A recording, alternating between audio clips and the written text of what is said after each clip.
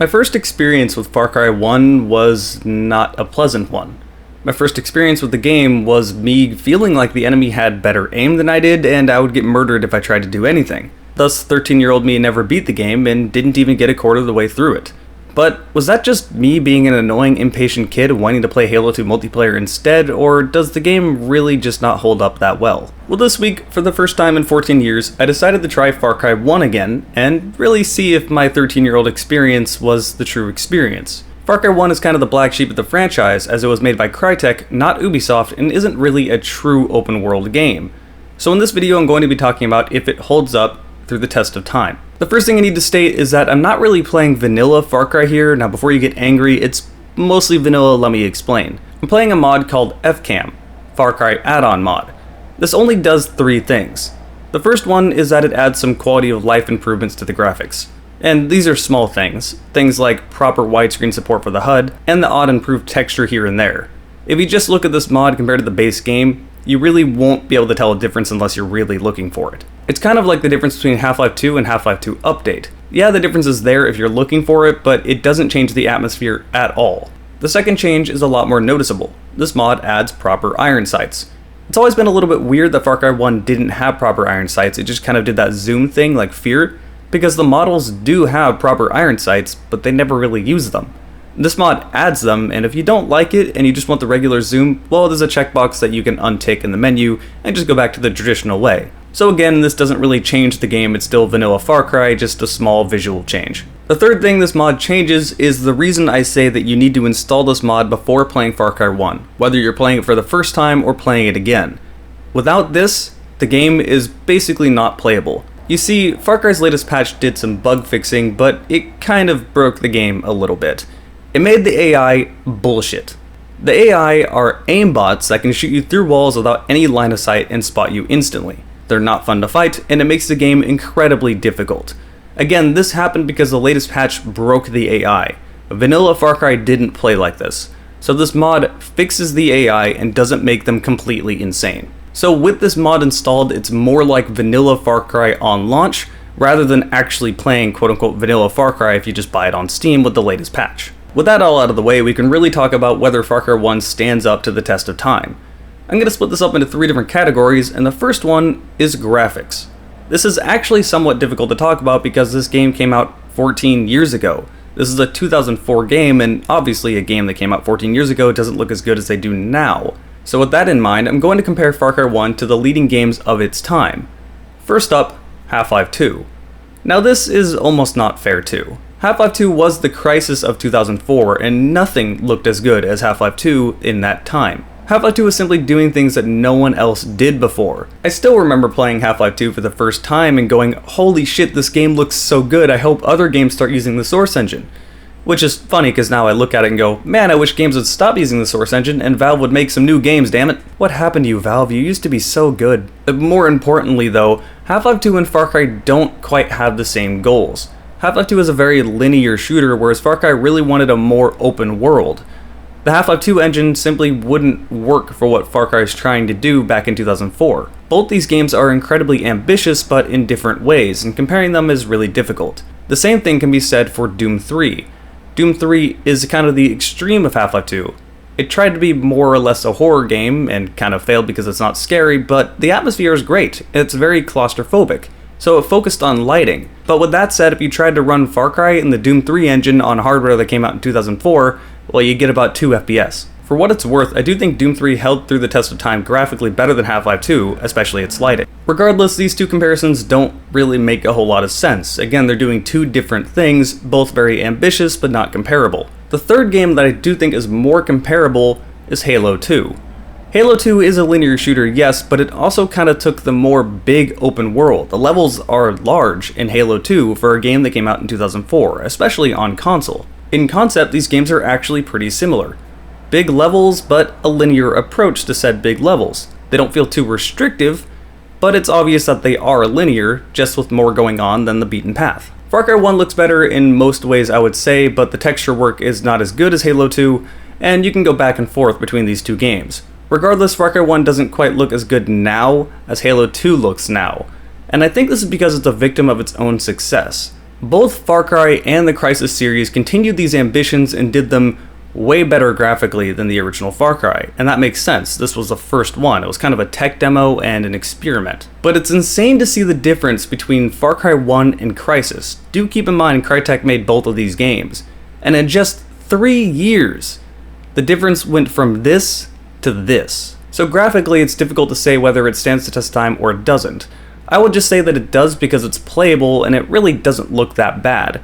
But with that said, you won't have an experience like when, say, you're playing the original Fear, because when you're playing the original Fear, you will almost never have the thought of, man, this game just looks like an old game. So it's playable and it's passable, but for the hardware we had during its time, it's a little obvious it's pretty outdated. From here, we can move on to the story. Oh boy, I don't know where to begin with this.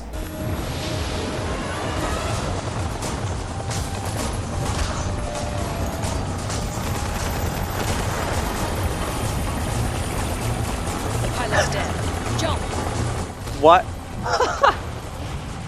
What is this? How did the pilot die out of all that? What the fuck was that whole cutscene? Krieger's central offices. They are located on the edge of the volcano.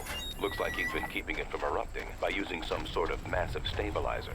That's where you'll find him. What kind of logic? He's been keeping the volcano from erupting by using some kind of stabilizer. What is this whole plot?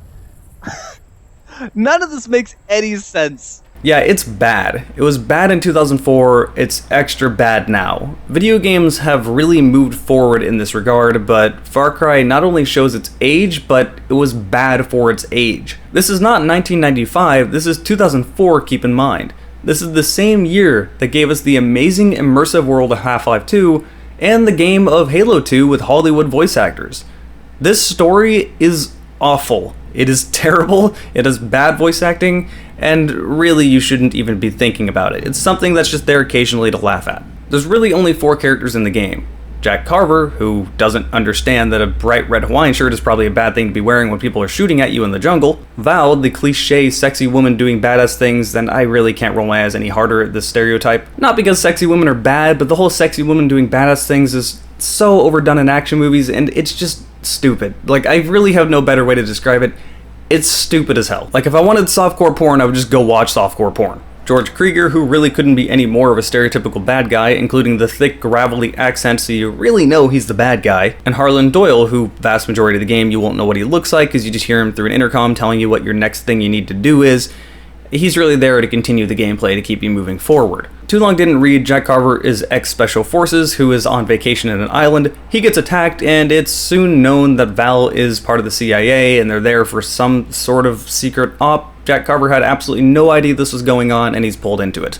George Krieger is a scientist that is doing things that are very shady by turning people and monkeys into mutants, called the Trigens, and you're there to stop him. That's basically the entire story. It's B-movie-esque, the voice acting is bad, the writing is bad, there is nothing good I can say about the story other than I laughed a lot at how absurd it was. I mean, seriously, a stabilizer to stop a volcano from exploding? What? The good news is that this kind of doesn't really matter. As I said, the story is just there to get you to go to the next objective. Thankfully, the gameplay fares a lot better than the story, although it is kind of hit and miss.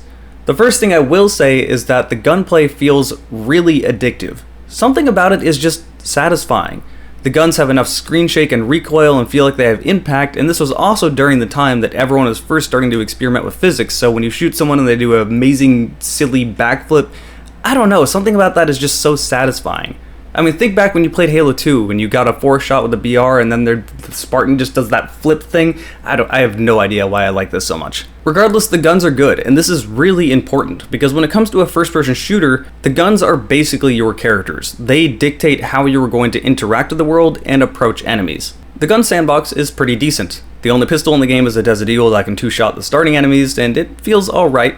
The starting assault rifle is an M4. The M4 will eventually get replaced by a G36 with a grenade launcher. The G36 with a grenade launcher will eventually get replaced by an OICW later on in the game, and none of this is a problem because by that time in the game you've used these guns enough and you effectively get an upgrade for more difficult enemies. The main point here is that the guns feel good and they're varied. The enemies are equally varied, although a little hit and miss.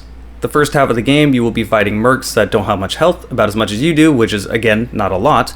So they're a pretty decent threat, not a huge problem, but they're fun to take out. Later on, you basically find an upgrade to these enemies that have more armor and better guns, and at this point you have been fighting the mercs enough to kind of understand how the game works, so this is again not a problem. About halfway through the game, however, you come across the Trigens, and some of these can cause a little bit of a problem. The Trigens are mutants. Some of them are really simple, they just run at you and hit you, and I think these ones do a little bit too much damage. They can take off 3/4 of your health, and sometimes it feels like you get one shot, but this isn't usually a problem. I mean, they run straight at you and you have all the time in the world to just mow them down. And around that time you end up getting a shotgun that is so satisfying to use and can just kill them real quick. It's the jackhammer. It's semi-automatic, it's not even pump action, so you can kind of spray and pray with it. Again, not really a problem. The human variant of the Trigens are pretty much just the Trigen equivalent of the mercs, and again, these aren't a problem either. The only difference between them and the mercs is that they have this super jump to let them kind of travel faster and get out of the way. This doesn't really change a whole lot. Where we start seeing a little bit of problems are with the cloaked enemies. These enemies are cloaked very well. You simply won't see them, and you really gotta look hard. This isn't like the invisible elites in Halo. These guys almost always will get the first shot on you, so if you end up running into an encounter with them and you have little health, that's gonna be a pain. But the biggest problem I have with the Trigens is this last one I want to talk about. Big, slow enemy with an automatic rocket launcher that can just spray rockets at you and tanks a ton of damage. Yeah, there's a bullet sponge in this game that shoots rockets at you non-stop. This obviously can be really annoying, but on its own is honestly not that big of a problem. Like I said, they're really slow and you can kind of stun lock them. Occasionally they just break out a stun lock and fire a rocket point blank at you, which is a little annoying, and I'm not a fan of these enemies, but they don't really break the game. No, I think where most of the frustration comes from in Far Cry 1 is the map design. Now most of the game is designed in a way so that you can approach the enemies in whatever way you want to. You have jungle to hide in, and it doesn't make it that much of a problem. It's really fun to approach different encounters in this way. However, the frustrating encounters happen when you only have one door to enter a combat arena where all the enemies are always going to instantly see you and you have little cover.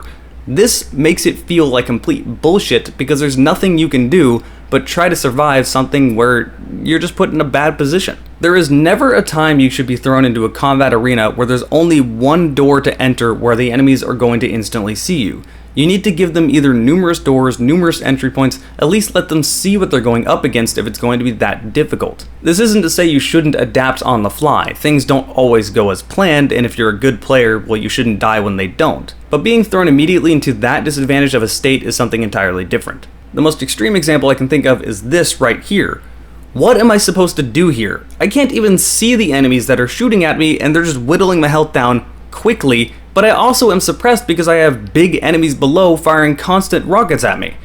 I can't do anything about this, and the only thing I can do is walk in and die because there's only one door where they instantly see me. This is bad design, and this is the frustration that most players experience when playing Far Cry 1. This is the biggest problem with Far Cry 1. I would say a good 85% of the game is designed so that you don't run into this issue, but when you're thinking about replaying a game, that 15% left over where you walk into a room and die over and over again, that's what comes to your mind, and then suddenly you're thinking, maybe I don't want to play this again. Something that exacerbates this problem is just that the stamina is done so poorly in this game. That little blue bar at the bottom, that runs out real quickly. You can only sprint and kind of slowly sprint for that amount of time, and then it takes forever for your stamina bar to recharge. In a game where you're kind of in an almost wannabe pseudo open world, being able to move quickly is something that would have been really nice, but no, most of your time is spent slowly, gingerly walking because your stamina bars run out. This also creates a big problem with the Trigens that can move quickly when you're so slow and your stamina bar is gone, and it's not coming back for that encounter. So yeah, the rockets may shoot slowly, but you have no stamina, so you're trying to slowly walk away as quickly as you can, which is not really enough to avoid taking damage from that rocket. To make matters worse, stealth is not really much of an option. The game gives you 3 options. The first one is to throw a rock and try to sneak by, but most of the time you need to kill them anyway, so this isn't much of an option. The second one is to kill them with a suppressed MP5, and try to remain undetected. The third one is to kill them with a machete, and since the machete counts as a regular weapon, not a separate melee weapon, this ties up one of your only 4 slots, and just in general isn't worth it. Why should I use a machete when I can use a suppressed MP5 and kill at range? They do the same thing, but one's a melee weapon and one's a gun. On a related note, the MP5 sort of invalidates the P90, because the MP5 and the P90 use the same ammo for whatever reason. You heard that right, a 5.7 uses the same ammo as a 9mm. Totally makes sense. To make matters worse, the P90 is a better gun than the MP5, but it's not suppressed, so it's not really worth using if you can use the MP5 instead. They pull the same role, but one can be used stealthily to a degree. I say to a degree because the enemies can sort of just spot you instantly from really far away a lot of the time, and it totally messes up trying to be stealthy. Most of the time it boils down to you getting a few headshots on a few of the enemies without them knowing you're there, and then turning into a big chaotic gunfight. I also just want to go on a mini tangent and say that only being able to carry 4 weapons does not make any sense with Far Cry. This is sort of an action movie type thing, and it feels like they have some realistic mechanics in the game that don't fit the theme of the game. This game would have done way better if it just let me carry as many guns as I want. They tried to kind of make it make sense by limiting the amount of weapons you can carry and also adding Counter-Strike's weight system to it, which really didn't make any sense either. Usually it's not a problem. I'm carrying a rocket launcher, so okay, it's a big rocket launcher, I can't move very fast and I can't sprint. It's a heavy gun, whatever. It magically disappears when I have it on my back. None of this makes sense that I can carry a rocket launcher, a shotgun, an assault rifle, and a P90 on me at any given moment. Still too much for someone to carry, but whatever, let's just roll with it for a moment. Where it causes more problems is when you're carrying the sniper. You can't sprint and you move so slow with the sniper, and unless you're prone, there's so much muzzle sway that you basically cannot use it. These mechanics don't fit in Far Cry. Far Cry is not supposed to be a realistic game. So after playing through Far Cry 1 again, I completely understood the frustrations of my 13-year-old self trying to play this game when it first came out. For the most part, Far Cry 1 is great and definitely does stand through the test of time, but it has a few blunders that are really big and frustrating. So how does Far Cry 1 really hold up? Well, graphically it's passable. It doesn't look as good as it did in 2004, obviously, but it also doesn't look so bad that you don't want to go back and play it because of that reason. Story, it never held up, and thankfully can be ignored for the most part because that's not really the biggest pillar when it comes to shooters, that's gameplay. And the gameplay, as hit or miss as it can be, is still really fun and addicting. There's something just satisfying about the gunplay in this game. Again, the guns have a good recoil, good amount of screen shake, and they sound punchy. On top of this, when the enemies do flips and ragdoll, it really feels like that gun is what caused that, and that makes it so much more satisfying. I actually wish games would go back to this instead of having these animations of enemies stumbling over when you kill them, because that doesn't feel like I was the one that caused that, and it's not as satisfying. So does Far Cry 1 hold up? Well, yes, in most ways, but no in others. It's still fun, and I would still recommend going back and playing it if you want to play through FCAM and kind of understand how Far Cry came to be. What I really want to point out is that I was definitely wanting to continue playing the game. I wasn't playing the game because I wanted to make a video on it, I wanted to actually beat this game, like I was genuinely having fun. So going off of the fun factor alone, I would say that Far Cry 1 does stand the test of time. That about sums up this video on the original Far Cry. If you guys enjoyed it, be sure to like, favorite, comment, subscribe, all the stuff you already do. Huge thanks out to my patrons popping up on screen here. You guys continue to allow me to do what I do. I love you guys. Thanks for watching this video, and I will see you next time.